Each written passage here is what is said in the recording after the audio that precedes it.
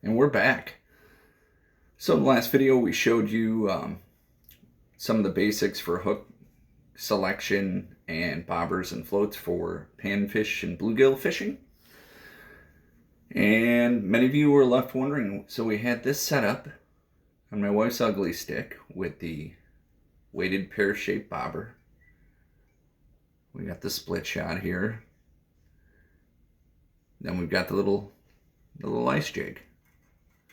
Little radfinky. And that was on the spin cast push button. So we pointed out last time, and then we used the other example with a slip float or slip bobber, depending, where you're at, how particular you want to be. And we said that you had to start with bobber stop. That comes in a package with the bead. With the bead here that goes above the bobber. And to make your life easier, pinch on a split shot. Wait. With the ears so you can remove it when necessary. Then install your hook or your ice jig. And this was put on my 6-foot crappie spinning rod. Or open face, whichever you prefer. But you want to know, how did we get here? Well, we're gonna do the basics today, and I brought one of my little favorite 5.5-foot spinning or open face rods here. Love this for panfish. It's got great, very limber, very delicate tip. We have the drag back out, as you can hear.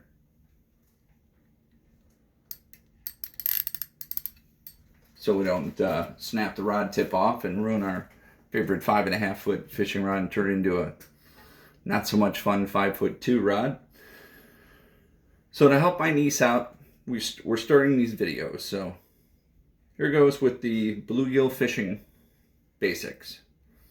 So we selected a number 8 true turn bronze hook, and it's true turn because you see that little curve in there, compared to a regular straight Aberdeen hook,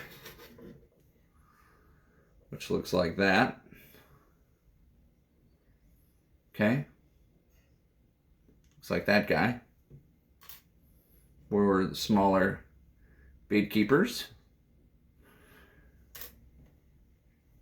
That design helps turn the hook in the fish's mouth when you go to set the hook. I mean, it's not 100% necessary, but I like advantages. So since I have my eyeballs on to help me, we're going to start by tying our hook on. So I ran it through the hook eye. We're going to hold it with these fingers, spin it with these fingers. So I'm going to count to 6, 3, 4, 5, 6. Then we're going to take the tag line. Everybody sees, what is the tag line? Tag is the little bitty part you're going to put through that hole, or the loop you see right by the hook eye. Okay? So we're going to run it through there. Then I've got the tag out the other side, and I pinch it with my inside finger. So I've got both of them right there.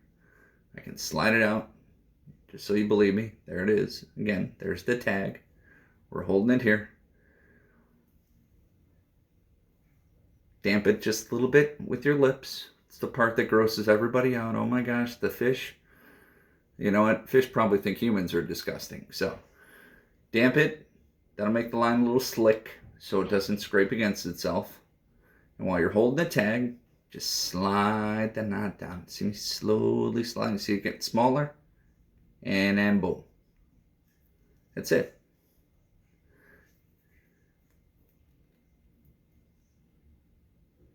Many will argue that it's not the strongest knot in the world, but it works, especially for bluegill and panfish. So I'm going to take my clippers, go to the tag, clip it off, and then boom.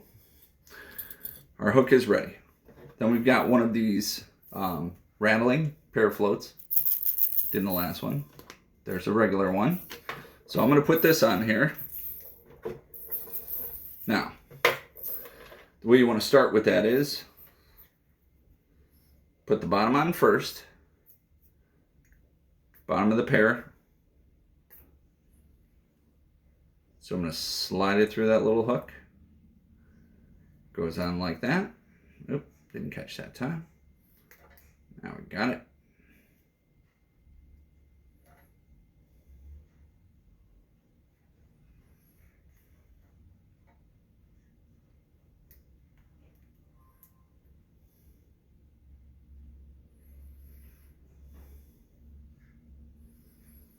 Pop that sucker on there. It keeps falling out. I mean, it's probably the tremor I've got. So I'm going to use a different bobber, make it a little easier. Mr. Crappie standard, weighted. Okay, so boom. Basics. It works the same with the other ones. Bottom first, make sure it's facing that way when you go up. That'll be where the big part of the spring comes up through the top, like such. On this one, it looks like this, okay? And then with your finger on the bottom, that holds it from popping out, pull down the top, wrap around once or twice. Let it slide up, and there you go. You're officially ready to fish.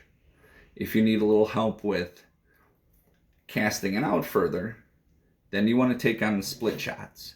And I always keep my split shots handy in the tackle box. One of my favorite things to use is one of these little pill organizers from your local drugstore. Okay. So you can grab one of those daily pill reminders. And then what I like to do is in my standard box, little fishing tackle box, I always keep an assortment of these sinkers or split shots. We're keeping it simple. We don't want to make this a University of Fishing kind of thing. I don't get paid to fish. I enjoy fishing. So there's your small split shot on the back end. You see what I'm talking about? The little end where you can pinch it with your pliers. And you just put it on your line. Like this. You slide it in between. And then grab your pliers and gently pinch the top so it snugs it on there. Since I'm not using that one to fish right now, I didn't put it on officially. So there's no sleight of hand. And then the end result is they'll stay like this guy here, where you've got two of them on and you can't move them. So when the bobber slides down before you cast, it stops. On this one, you wrapping it around the line is what keeps that from sliding down to the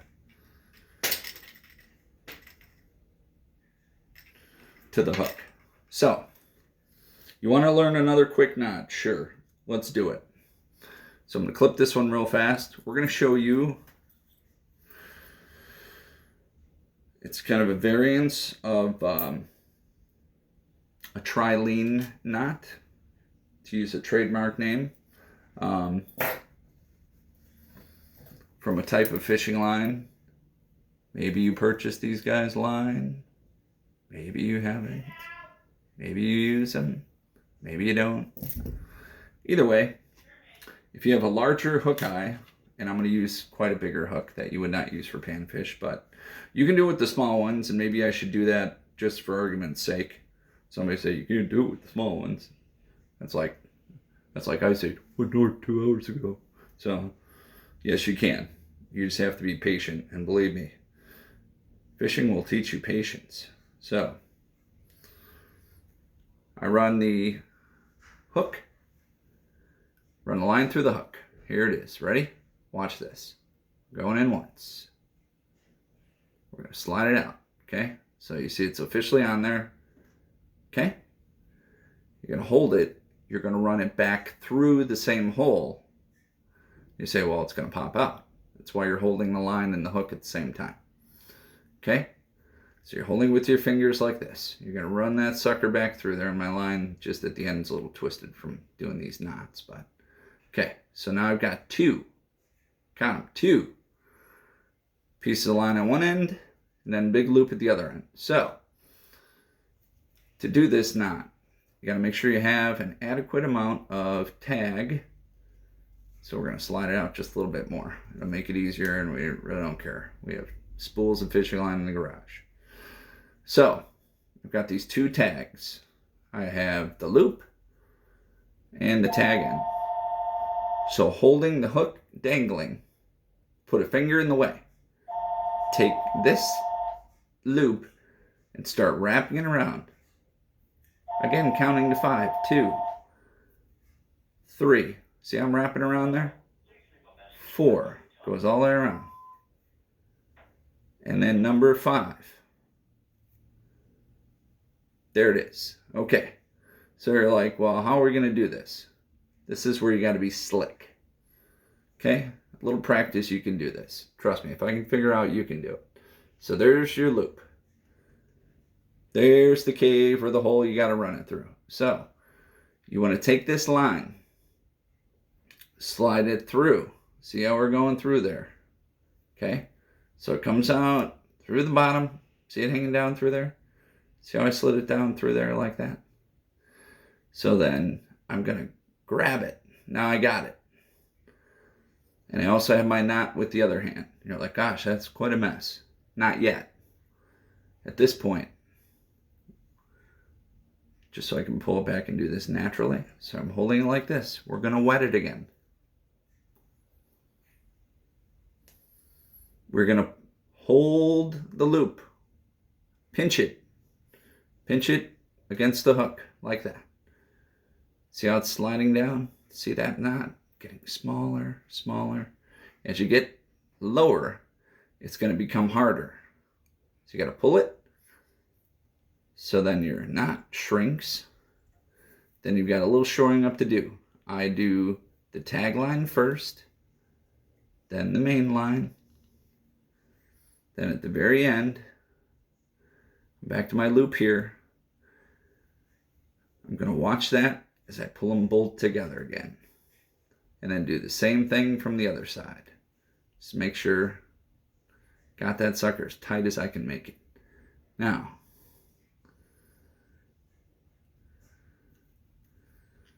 you've got it like this. Cinched it all the way down. See that bad boy? And then you've got the loop and the tag hanging down. I'm going to give you the advice that a dear friend of mine used to guide us fishing trips used to say. Matt always used to say, cut the small line, dummy. So we'll do the small loop first. Take this off evenly.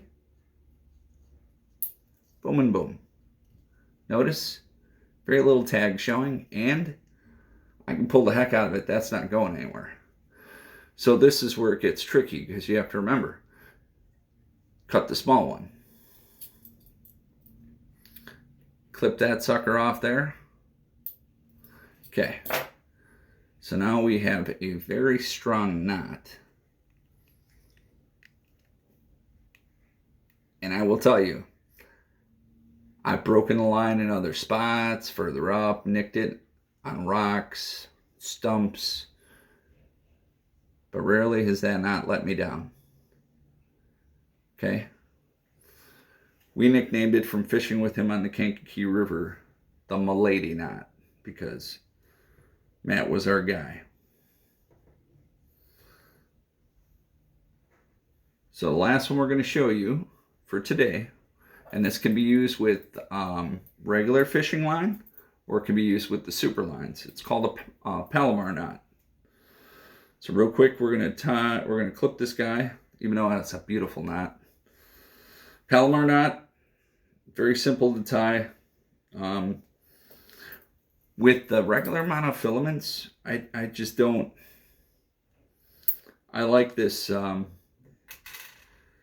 improved trilene knot, or Milady knot as we like to call it, better.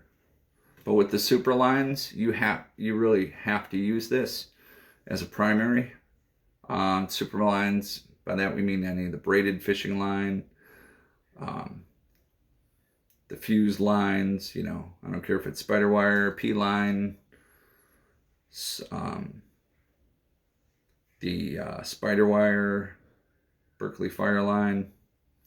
Okay, so we're doing that thing again. Sorry, I wasn't showing you guys. I'm just sitting here babbling.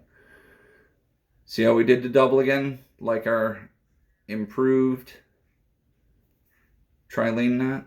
Okay, got the guy in there. He can move, no problem. So you want to make a loop. Okay, wrap it around. Then you have to bring the loop through the hole, which I'm failing miserably at. Again, that's a camera rolling problem. I'll get it through there though. We'll make it look pretty. It helps if you leave it longer and you don't worry about how much line you're using. So, get that through that hole. Okay, starting over. Just to show you that we are human. Okay? So I'm going to make that bigger. Of course, we got this bobber dangling over here, but in the real world, you have other pressures. The boat's moving. Your buddy's catching 10 fish and laughing at you while you're trying to tie a knot. Okay, so I'm doing it again. So we got the wrap. We're going that way. Okay. Pinch, hold, and 2. Roll it around. That's what I forgot to do. I forgot to hook it with my other finger. So I tuck it through. You see where I bring it through the hole. Okay? So you see how we got this nice loop here? And here's your hoop. What you're going to do is you're going to pull it so it's about halfway tight. Just hold it there. And then drop your hook or your bait through. See the way we're doing that? Through the loop. Okay? It pop back out, but then you slide it up. Okay? We're going to do that awful thing again. We're going to wet the line. Holding both at the same time. Gently pull that line down. When you have that extra loop sitting there, it's typically your tag line. Make sure that it's all the way around the eye of your bait, because a lot of times it likes to wrap like it's doing right now. Okay, now we've got it. Pull those again. Okay. So that's your little Palomar knot. Okay, and again, cut the short one. And again, another nice strong fishing knot. And I am actually pulling, I'm not just making faces. So, hope that helps you. Appreciate your time. Thank you for going inside the tackle box again.